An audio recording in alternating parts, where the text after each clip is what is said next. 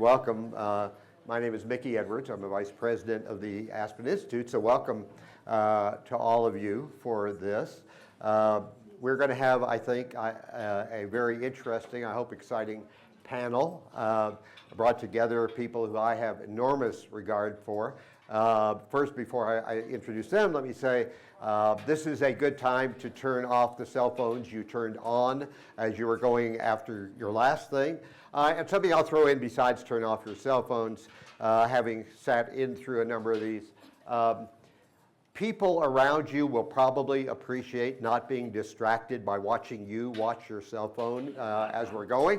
So if it's possible to, forego that pleasure for an hour, I think you'll get a lot out of it. So the title, what we're talking about here, is the fact that there's a significant amount, maybe not a majority, but there is a significant amount of anger this year in the United States, a very significant amount of anger that shows up in the electorate, has been seen in the primaries, and so forth. And we want to try to get more to the root of what is the anger, what's causing it, what's driving it, how people are reacting to the things that are driving it, and maybe what we can do to mitigate it somewhat. I think it's a little bit appropriate then that this is coming right on the heels of the death of Alvin Toffler, who wrote Future Shock, and pointed out, that a lot of the disruption that is roiling the landscape here and in other countries, was coming down the road, and people should be prepared for it. So I wanted to bring this panel together for a particular reason, and that was that there are things that are fueling the anger. There are things that are supposed to be helping us deal with the anger or be able to mitigate it. And my own view, which I will spell out a little bit, is something that the panelists may agree with totally, may think it's the most brilliant thing they ever heard. They may say that was the most nonsense they ever heard, and may ignore it altogether and just go on to totally different things, as they probably will. So with us today, Anne-Marie Slaughter, who I'm sorry, I won't do it, but I've often called Anne-Marie boss because we met when I was teaching at Harvard and she was, and then I went over to Princeton when she was the dean there, and so she was my boss. But Anne-Marie has done such an enormous number of things, teaching at Harvard, then dean at the Wilson School at Princeton. Head of policy and planning at the State Department, now running New America, and a lot of people say, well, it's about time. Stephen Carter, law professor at Yale, but that kind of underplays. We have some of you who heard some of Stephen's talk earlier today. He's a trustee of the Aspen Institute, and he makes us very proud because not only with his serious nonfiction writing, but his fiction writing. I don't know how you do that, but it's superb writer of fiction, and somebody who's really good at calling us to order about what kind of deliberative processes we need in our democracy. And Arthur Brooks, who recently took over the American Enterprise Institute, and I, as somebody who's been a fan of AEI for a very long time, has really taken it to a significant new level in terms of not only thought process, but activity and your own books as well. So, I'm really glad to have all of them here. The thing that concerned me was that as I watched what was happening, it was not just the rise of somebody, I'm sorry, I'll name names, somebody like Donald Trump, but even more disturbing were all the numbers of people who were in the audiences who were cheering even when he said things, that were completely false. And where you saw situations where the media, I don't know, you all remember Les Moonves, the president of CBS, who watching the Trump campaign said, well, I don't know if Trump is good for America, but he's good for CBS, and watching how the media for such a long part of the election primaries process, was actually, in my view, not living up to its job. So my idea is that our democracy, we have a twofold hybrid system where our government is a republic. And the way in which we choose the people who are going to govern us are a democracy. Our system is supposed to be a democracy. And in fact, we have created a political system which gives enormous power to the most extreme, the most partisan, the most ideological, and those most likely to punish you for being willing to talk to somebody on the other side. We have a news media that really did not do a very good job of bringing out the issues that needed to be brought out. A lot of things that fuel the anger. We have an education system that doesn't teach, I mean, so we're all in this education system, that doesn't really teach humanities, civics, ability to think about and know about your government. And so I've been concerned about what are the bedrock things that our democracy rests upon that are failing, that are simultaneously not doing their jobs. So maybe the disruption that's happening in America has a lot of causes, not just globalization, not just competition for jobs, not just wages being frozen, and a lot of the frustration comes from that. But we have to figure out, we have to start analyzing what is it that is driving so many Americans now to be angry beyond reason and looking for extreme answers to the problems that they see. So we've got experts here who can talk to us, and we're going to have, at the end of this process, we're going to open it up to engagement with you to explore this more fully. So Anne-Marie, you're unlucky enough, you chose to sit next to me. I'm delighted that you did, but you are therefore first. So where do you think, where's this anger coming from? Is it justified? What should we do about it? What do you think? So let me start by saying, I said to Mickey before, when Mickey calls or emails, I never say no to him, and including when I was supposedly his boss. But in part because, for as long as I've known you, you have been trying to create conversation across divides, political divides and others, and this is very much in that tradition.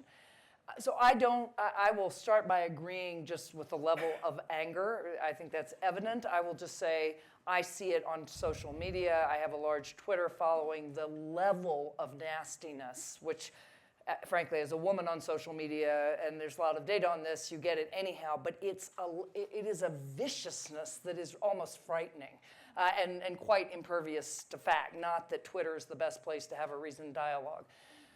But I want to be more not optimistic exactly, but I want to put this in larger context.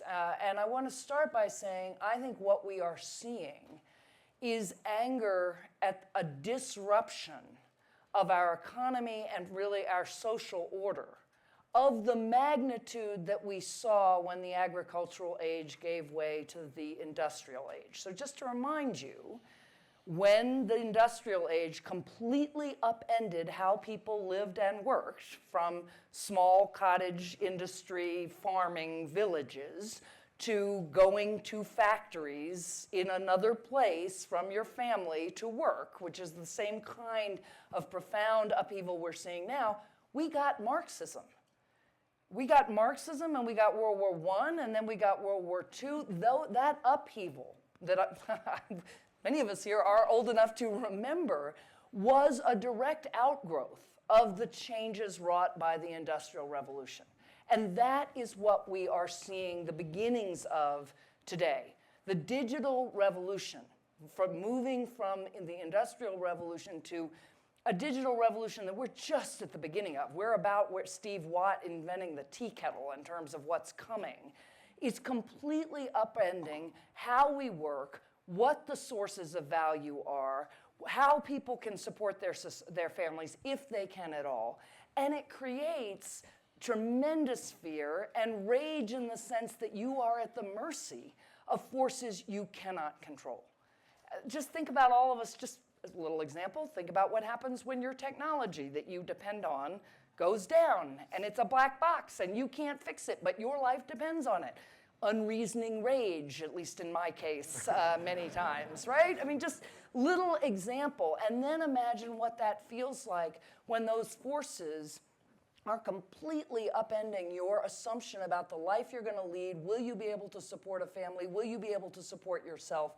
I look at my own sons who have every privilege going, and they assume they will not have our standard of living, and they're not sure how they're going to make a living. They don't doubt that they will be able to, but they can't see that path in the way that I could see a path. And they're not in the very top, but they are certainly the privileged members of this society. So that's my starting point, is this is a much bigger tempest that is tossing our world. And we've seen it before, and we're going to be living with it probably for decades. And when we talk about the future of work and the future of family and the redrawing of the social contract, yes, we're going to have to do all of that just as we did, and it took 2 centuries, really, or a century and a bit, and it may be faster now because everything's faster now.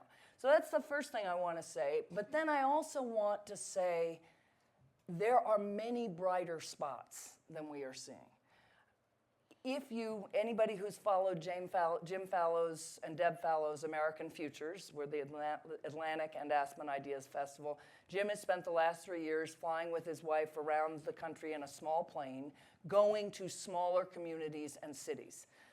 And he has found what I also see as I travel the country and give speeches, which is in those smaller cities, you are seeing American renewal. You are seeing mayors, Republican or Democrat, coming together with the corporate environment, with corporate leaders and civic leaders, saying, we have to fix our education system because we don't have people who can work in the factories around us. So we're going to have to pull together and do that.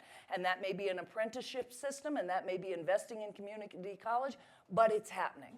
And people coming together and saying, we've destroyed the places we live in. We have to recreate it. So I also want to say, and then I want to listen, from where I sit, and I do run an organization called New America, and it is dedicated to the renewal of America in the digital age. There are many, many, many engines of that renewal, but we don't see them. They're certainly not in Washington, and in many ways not on the coasts, and they are nowhere in our media. But we are, as we have before. And remember 1918, Louis Brandeis, Laboratories of Democracy. We are renewing our economic, our political, and our social system from the bottom up. Yeah.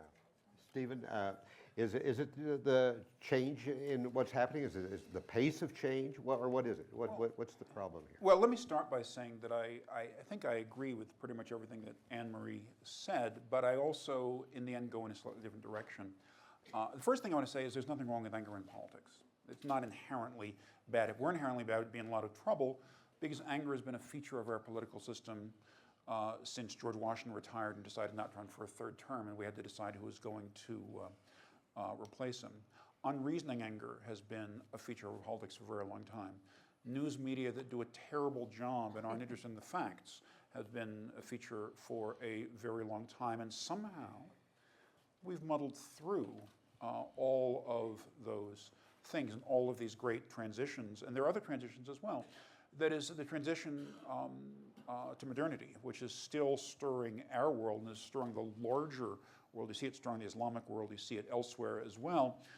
That's an enormous transition. That's a transition where we ask people to surrender their worldviews, the worldviews that have guided them, given sense to the narrative of their lives.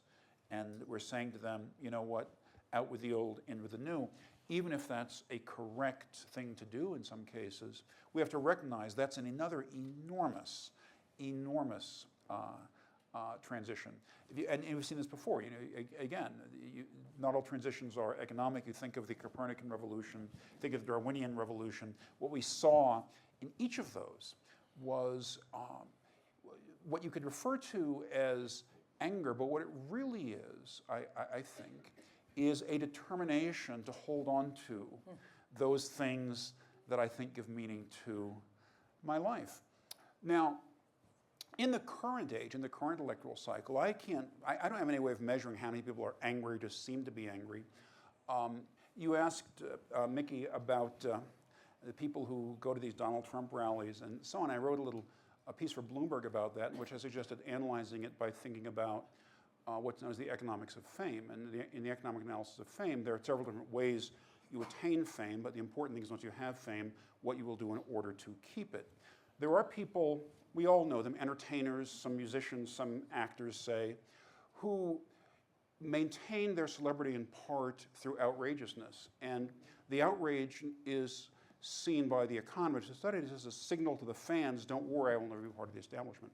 And so fans who don't agree with a particular outrageous act, like they're not going to follow Ozzy Osbourne in biting off the head of a bird on stage or something like that, nevertheless will keep following him, celebrating him, because they like the outrageousness. That's evidence for him. The more outrageous he is, the more evidence they'll never be part of the establishment.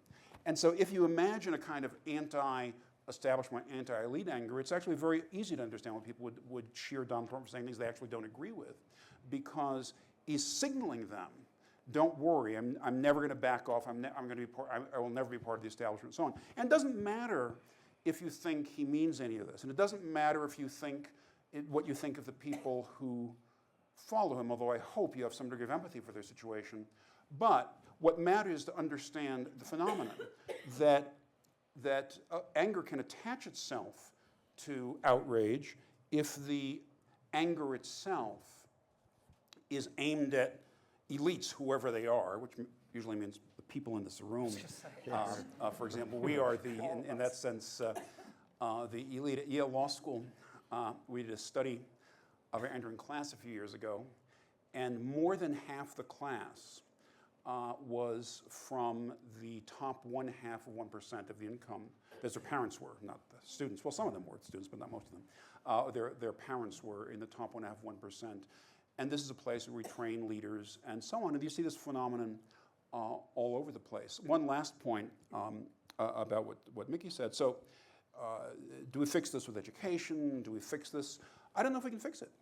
I'm not sure this is fixable.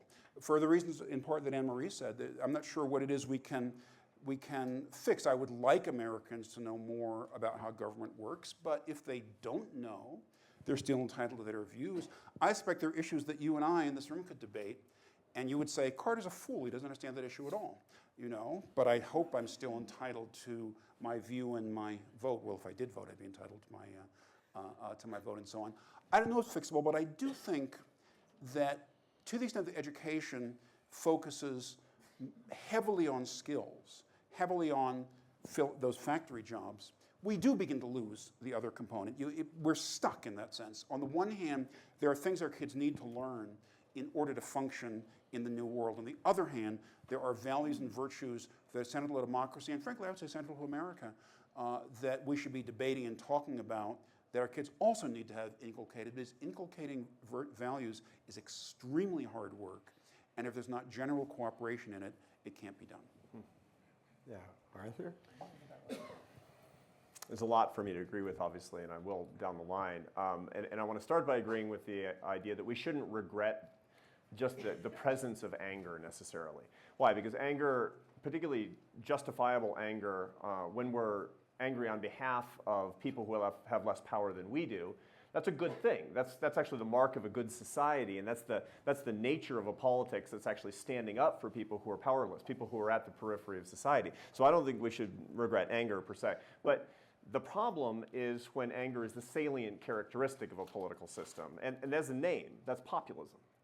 Populism is driven by grievance. And grievance is the rocket fuel of anger that becomes truly salient, becomes truly central to a political system. And that happens really, really regularly. There's a very interesting study that's just being published right now in the European Economic Review, which is a prestigious economics journal obviously across the Atlantic. And 3 German economists were looking at financial crises, not regular recessions, financial crises over the past 140 years in 20 advanced economies over 800 elections. And one of these countries was not the United States, by the way. It was European countries. And what did they find? They found that, that after a financial crisis, but not a regular recession, the average knock-on political impact of that was a 30% increase in the vote share of right-wing populist parties. In other words, this is math that we're seeing today. Now, the difference in the United States, if you look back through history, which we don't do very much, we don't use history very much in the United States. We look forward, not backwards that much. But when you do look at financial crises, you see that populism is not necessarily just a right-wing phenomenon. As Anne-Marie pointed out, it can be a left-wing phenomenon as well. And there are lots of cases of that. I mean, and it's so instructive to what we see today. And if you look back at a famous old name that's kind of irrelevant to us in a weird way is William Jennings Bryan. who was the candidate for his party in 1896. That was following on a financial crisis of 1893 where the railroads basically went bust because of overbuilding and dodgy financing.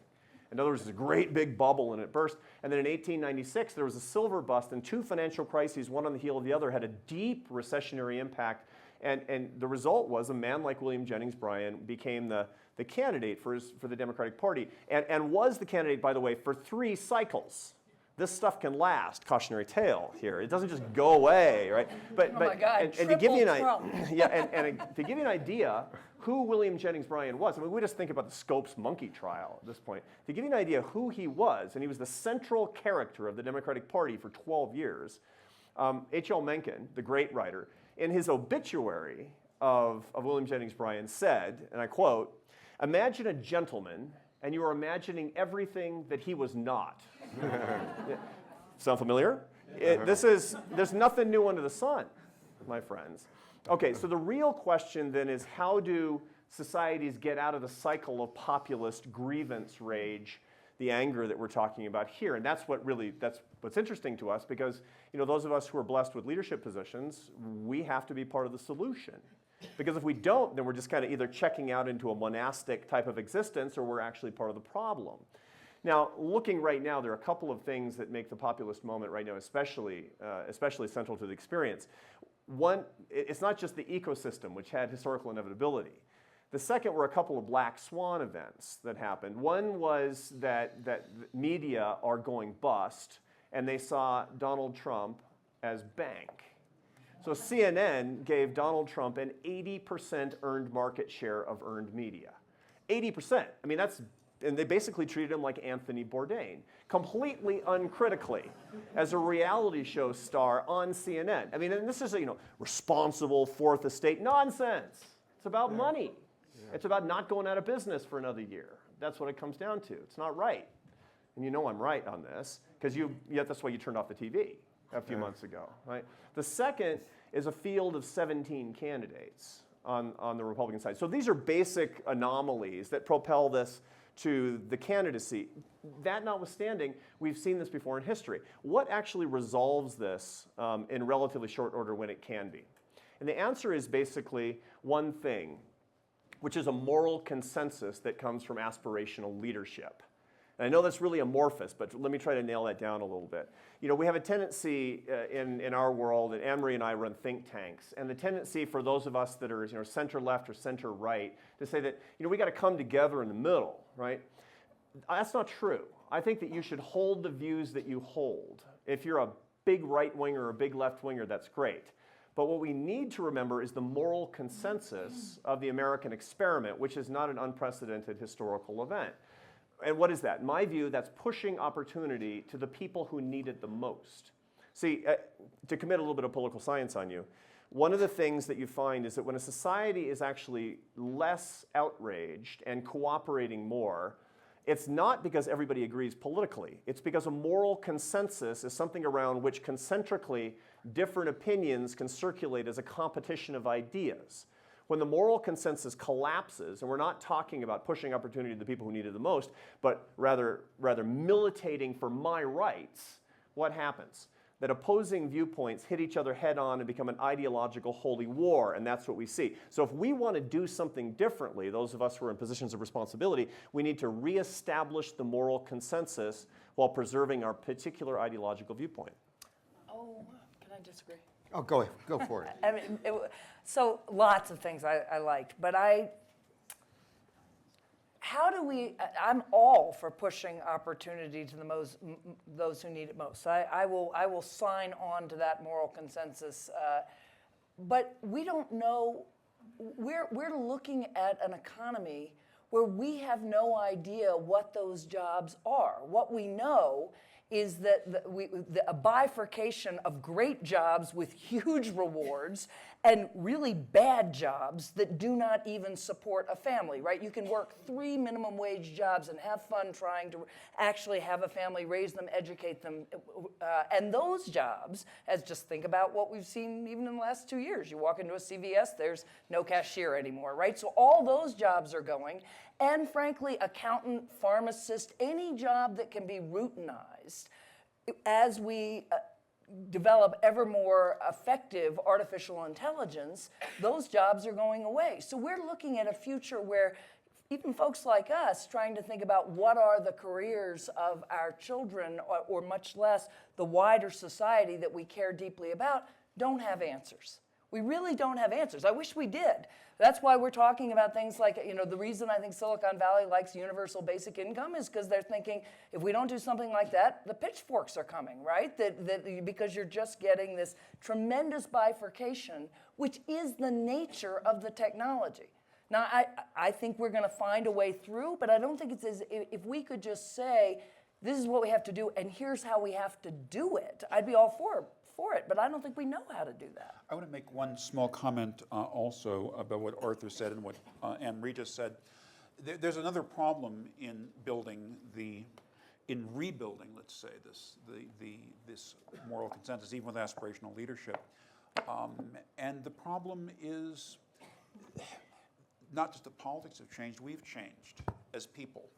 That we've changed in the sense of how we get along with each other. I was in a conversation here in Aspen a few years ago. There was this is probably a decade ago, but this is still the point of the story. This very senior Democrat who was retiring from Congress. And I'm not hiding his name. I don't remember his name. I'm sorry, I'm older than I used to be. That's the truth. We're easily forgettable. Right. He was retiring, and he was out here for a few days, and I and a couple of other people had lunch with him, and he was despairing of what he called the new crowd in Washington, new crowd. And we asked him what he meant by that, and he told us he was talking about Democrats and Republicans alike. And he talked about how when he was first in Congress in the 60s, that 60s, maybe early 70s, I don't remember exactly, but when he was first in Congress, he talked about all the things we hear about all the time, that you could make this fiery speech one day attacking someone's position, and you'd go out to dinner with them that night, and then you and your families would go away for the weekend together. And he said, for the new crowd, he said, it's personal. They genuinely don't like each other. And those of you who've been unfortunate enough to be at other events I've been at over the last couple of days, I've been pushing this line about comity and consensus. And if you look at the Supreme Court, this is not a court that tries to find consensus. They just try to find 5 votes. Nobody's really interested in doing the hard work anymore, as was the court's long tradition of trying to fashion views that can actually command a majority. Certainly I was interested in backing off their views in order to join a majority. You look at the way, I told the story this morning, I won't waste time telling it again now, but the story about the difficulties that one senator was talking to me about of even sitting down for a negotiation with someone without activists screaming at you, don't do it, what are you going to give away? And he was telling a story about how the negotiation got called off when people started to call his office. We don't work together very well. One of my mentors, Thurgood Marshall, for whom I was a law clerk and also whose oral history I worked on, the highest compliment he used to pay people was you could do business with him. You can do business with him. His word was good, he would say.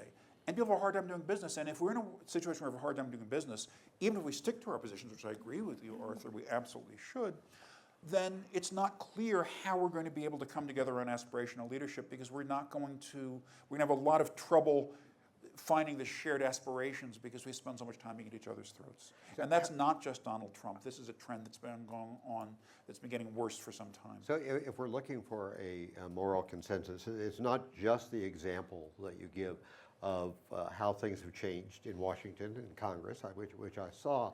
But Stephen, in your talk this morning, and I agree with Arthur, if we could get a moral consensus that we could come around as we used to, maybe watching Walter Cronkite or whatever, it'd be great. But it's not just at the level of in Congress, and it's not just the level of on broadcast. You know, we ourselves, as you said this in your talk that I was at 10 o'clock, are divided not into red state, blue state, but red bloc, blue bloc. People who, I could probably ask you all now to separate into those who only watch MSNBC and those who only watch Fox. And so to some extent, you know, what the division that we're seeing and the lack of consensus is not something that those people out there are engaged in, but that we're engaged in. And so how do we get past that? How do we build that common bond or the consensus that you were talking about? It's interesting. I mean, we probably could do a poll, and the consumption of media would break down more or less on ideological lines. But the interesting thing, and I think the encouraging thing, is that, you know, if I asked my kids, where is MSNBC or Fox News on the dial? They wouldn't be able to, they wouldn't know. They would have no idea. They wouldn't know what a dial is. They have no idea. They would a dial. I mean, it's like it's like a dial is a metaphor for something at this point. And so but that actually, I think, underlines the opportunity that we have going forward with a new generation of people that are not bitterly divided naturally. So let's talk about how you establish a moral consensus with aspirational leadership and what that actually looks like. There have been cases where the bitterness and polarization has been worse than now. A lot of times in American history, it's actually worse. And I mean, the canonical example, of course, is the Civil War. But there are lots of times when, I mean, you talk about bitterness on the floor and people not having dinner together. I mean, one guy basically almost beat another guy to death with his cane because of the Kansas-Nebraska Act. I mean, it is bad stuff that has happened. And so this anger, once again, has repeated itself continuously throughout history. And then aspirational leaders have emerged. They're not uncontroversial, to be sure. I mean, the one in my lifetime that really did that Mickey and I like a lot, of course, is Ronald Reagan. I grew up in a household that hated Reagan, that thought, you know, on Wednesdays, Thursdays, and Fridays he was stupid, and the other days he was evil. And so it was, if Reagan's elected, you know, I was in high school. I remember it was grandma's going to get thrown out in the snow, America's going to get into a war, was basically what we heard. But I remember this sensation, this kind of inchoate sense as a kid in a left-wing home in Seattle, that, and listening to him, I had to listen to him for credit, for high school credit or something, to, you know, write a paper on a speech or something. And I remember thinking, he loves me. He wants me to earn and to succeed. He wants me to work. Now, that's not trivial, is it? I mean, again, there are a lot of people in this room who still remember Reagan and think he was a really terrible president. But in point of fact, when you look at what he did at his nomination speech in Detroit in 1980, if you look at that and you do a word analysis on it, which I recommend, you'll find that the single most common word in his speech, uttered 89 times, is people. His whole idea was bringing people together and non-traditional audiences for the Republican Party at that time. He talked about immigrants, and he talked about working people. He talked about the poor. He talked about people who were left behind in society. And again, I know a bunch of you are going to say, yeah, but what did he do? I got it. But the fact is that his rhetoric was inherently optimistic and aspirational. And that turns out to be the answer. Populism is not leadership. Why? Because it actually is a cipher for angerness and frustration and anxiety and fear. And what it's effectively doing is looking at what people are afraid of, especially at the end of a long-tail recession with an asymmetric recovery, and then running in front of the parade. That's followership. Leadership is that which looks at anger and fear and frustration and actually pivots to something that's better. And great leaders have always been able to do that. This is a call for actual leadership in our political sphere that could even match the quality of people today in American business. But I think it's really interesting what you say about Reagan. I think that is exactly what people will say about Obama in 20 years. Without any question, he ran on hope and change. He ran on change you can believe in. It was the most idealistic campaign of my life. It was, and indeed, I remember, you know, various supporters of Hillary being very frustrated because it was so ideal. He invoked Ronald Reagan at the 2008 convention, and the optimism that you know, after 8 years where we've been in wars and torture and all sorts of things. People thought, we're living our values, we're electing an African-American president. And I think much like Reagan, who, when Reagan stepped down, he was not the Reagan we see today, and not close. But over time, people have looked back and seen a fundamental change in the direction of the American economy, whether you like it or not, it was there. And I think people will look back and see Barack Obama did a tremendous amount to prepare us for the decade, the century we're now living in. Obviously, healthcare, but more than that, all sorts of innovations across government. But I don't think that's what we need right now. I have a more pragmatic point. We don't have a workers' party right now. Neither party represents American workers. And I'll say that, that's what's going on between Hillary and Bernie, right? And Bill Clinton, took the Democratic Party to a more central place. He had to do that. It was essential at that point for where we were in politics. But the result is that right now we don't have Franklin Roosevelt's Democratic Party. We don't have a party on the left or certainly on the right, because Donald Trump is not the working man's champion. I don't care how he spins himself. Look at his own employment practices. We're not actually representing those people who are so afraid, and they see it. And equally, we've lost empathy for them. Just take trade, and I will put myself here. I'm a free trader. I grew up believing, in the basic Pareto theory of free trade. You grow the pie and then you redistribute it and it's better for everybody. That's not working for people. It's just not working. It's fine in theory. It hasn't worked in practice. We haven't redistributed, and we've lost our empathy for the white working man who was able to support his family, who no longer can, who everything he had that made him a man, that made him somebody to be respected in his community, is gone. And I speak as a feminist and somebody, who is thrilled about a lot of those changes, but we've lost that empathy, and we've frankly lost that representation in our political system, right and left. And I think that I'm all for the leadership, but I think we need a pretty fundamental realignment of our party structure so that we are in fact representing the mass of Americans who are saying, I don't know what the future holds, and I'm frightened and I'm angry. One small point of that. Go ahead, Steve. Which is, it's not even as optimistic as that. It's worse than that. No, it's a small point. And let me say, there's two problems. One is, you said we don't have a workers' party. No one's representing working Americans. No one's representing poor Americans either. That is my issue with the two parties, neither of which I like. I'll be very frank. I don't like the Democrats or the Republicans. Has long been poverty. I was raised at a time when the glory of liberalism was how we thought about race and poverty.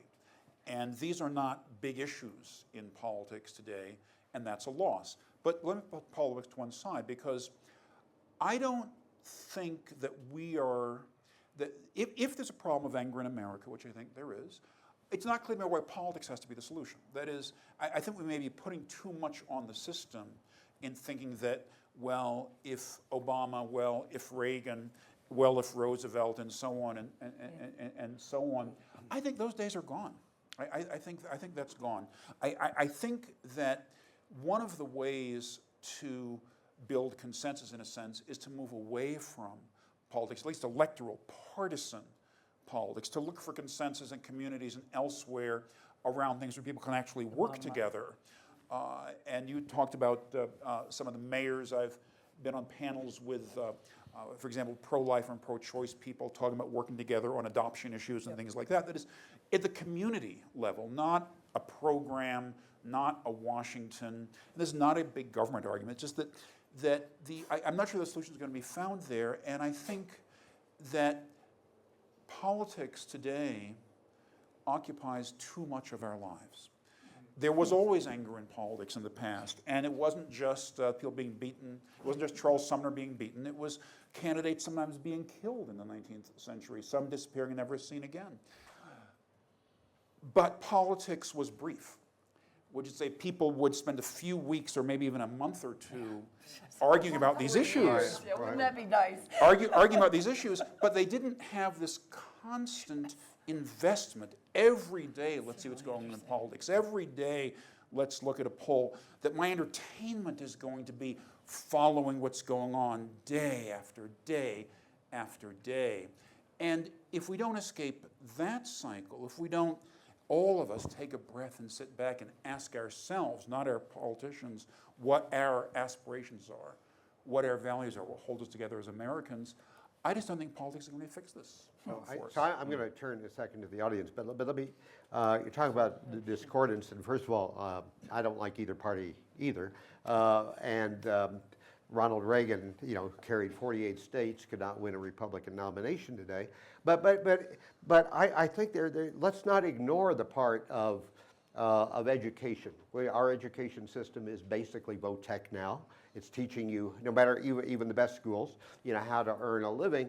And so one of the things, for example, on the Democratic side, that fueled the anger of people within the Bernie Sanders camp who were very critical of Barack Obama, and they were frustrated because Barack Obama, they voted for him and nothing happened because they don't understand our system. They don't they think the president's in charge. That's not the way it works. That's not the American system of government.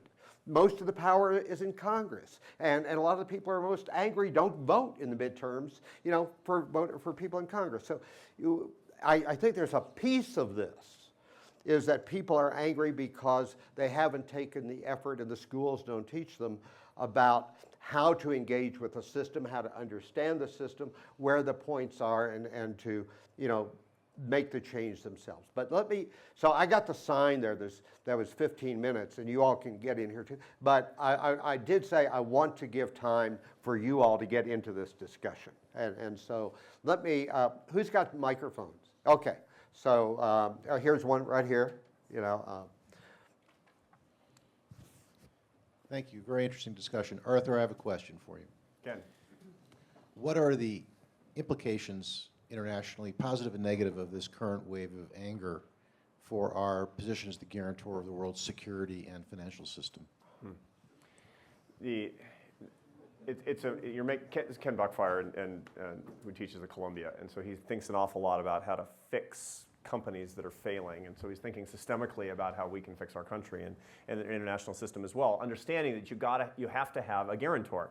That was embedded in your question. Yeah, indeed. Loaded in the right way, in a very good way. I appreciate it. Anybody who's paying attention knows that there's nothing unique about American anger and populism right now. It's spread around the world. Brexit is not a perfect example of that. I mean, people who look at the Brexit case and they say that's just an example of xenophobia and racism and bigotry. That's not exactly right, because there's a whole, if you go over, you find lots of very good people who say, I just don't want to be governed by a ridiculous bureaucracy in Brussels, and I don't want to bail out Greece 3 times. And that's a different argument. It might be a wrong argument, but it's a different argument. So it's an imperfect parallel, Trumpism and Brexit.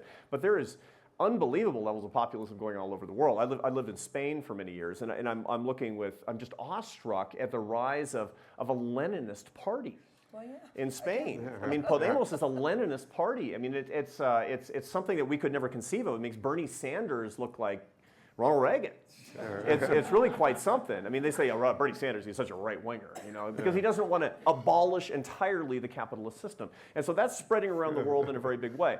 The United States does best when it's a beacon of stability. And when we actually see both parties, the candidates from both parties, repudiating trade. Think about what this says. This is the post-war consensus. And what has trade done? Anne-Marie and I completely agree on this, that number one, that we've made an inadequate case on how this is helping people, and we've done a terrible job at making people necessary who've been displaced by it. But my gosh, international trade has pulled 2 billion people out of starvation-level poverty since 1970. It's a humanitarian miracle. And it's the legacy of a bipartisan consensus, a moral consensus that came around that we should see our brother's keeper every place. And the single best way, nobody's explained this to Bernie Sanders or Donald Trump, or at this point apparently Hillary Clinton, that the best thing you can do for a poor person is trade with her. That's the best single thing that you can do. And so this is the biggest danger that we have on one particular dimension, is walking back the concept of moral globalism and the inherent virtues of free trade, not just for us, but to lift up the people at the periphery of our world community. This is a huge deal, and that's something we could be suffering under for a very long time. Now, how long? How long? We see three patterns in populism. One is sort of the Andrew Jackson pattern, where there's populism for 2 generations. The second is, mentioned the William Jennings Bryan, the 12-year pattern. And the third is kind of the George Wallace pattern of populism, where it's contained and extinguished at the regional level. The answer to that, which is going to occur, is a certain amount of serendipity. But it's, again, I mean, it really comes down to people who are going to step up in the next 2 years and repudiate a lot of wrong thinking that is going to leave a lot of people in the world behind. Just a minute, let me get my, okay, yeah, go over here. I wanted to ask a question about something that still doesn't feel right to me. I hear about all the anger and economic factors and people feeling left behind, and yet if you look at our country, it would seem as though the people who have been left most behind are not the ones who are the angriest. A lot of the anger is coming from senior citizens like myself, white senior citizens who have never had it better financially, and yet all the angry and nasty emails I get about people are from them. And you don't see blacks and Hispanics and the poor people and the ones who really have been left behind flocking not just to Donald Trump, but to Bernie Sanders either. So you've got an issue here that seems to me, none of you have mentioned the words racism or bigotry, and I think in my own mind that a lot of what is being branded as anger is really people now feeling entitled because of Trump and some of the other Republicans to be more open and less apologetic about their racism and bigotry. And I just wanted to throw that out there and get any thoughts and reactions about how you might feel. Well, I'll let you start and I'll finish. Well, just so I think it's a very important question, but I want to be careful. That is, I would like us to have better and more serious conversations about race. We don't do that very well. That has nothing to do with whether someone's a racist or a right winger or a left winger. There's just it's a conversation we do poorly. A few years ago, you said no one's mentioned the word racism. A few years ago, I was on a television talk show. And we were talking about priorities for the next president. And so this is, I guess, 2008, I guess. And we were going around the table, and everyone on the table is a card-carrying liberal of some stripe or another. And people go around the table, what are the priorities? Well, climate change, is the biggest priority. Ending the war is the biggest priority. Go on around the table. And I happened to speak last, I assume by coincidence. And when it came around to me, I said the biggest priority now is the same as the biggest priority was 30 or 40 years ago, which is poverty and race. And my fellow panelists, the good card-carrying liberals, all turned on me and were angry on the program and in the green room afterwards. And they said, this is a distraction. Said those things are very, very important, but we have all this other stuff to do first. Now, I mention this because, of course, there are racists out there, and of course, there are people who do vote this way or that way because of that. But I think it's a mistake to dismiss all Trump supporters or all those who are angry for that reason. We got 47 million people who aren't working. And you include those who dropped out of the workforce. That's a lot. Roughly, that's a lot of people who are justifiably upset, I guess we could say. One of the things I think that the problem, and I'm a big free trader too, but the problem isn't just that it hasn't been sold properly. The problem is that every transition has costs. And the costs are not ever evenly distributed. It doesn't matter what you do. The transition, the policy reform that you think is most important in the world is going to hurt someone. And we constantly market policy as though that's not true. We constantly market policy as though this has, we don't just say it's Pareto superior, we say it's Pareto optimal. No one It's going to lose. is going to, just winners. And people hear that, and then they say, but wait a minute, I lost. Nobody told me that was going to happen. And maybe some people did try to explain, maybe the message, so maybe people didn't hear it right, but some of the anger is that. And whether it's legitimate or not, I couldn't say, but it's real. It's a real sense. I did my part, I paid my dues, I worked hard, I had a job, I support my family, I tried to, and now look where I am. And the parties try to answer, they say, well, you know, the Republicans say, well, if we just cut tax, Democrats say, if we just raise the minimum wage. And these strike me as not so much solutions as ways of trying to make the problem go away. Because there's a lot of people out there who are suffering, and it's not at all obvious to me that we've done a good job, getting back to education, of educating them to the seriousness of policymaking and the notion that in policy, that there are always costs. There's always a downside, and it's often an unpredictable downside. It's not all sweetness and light.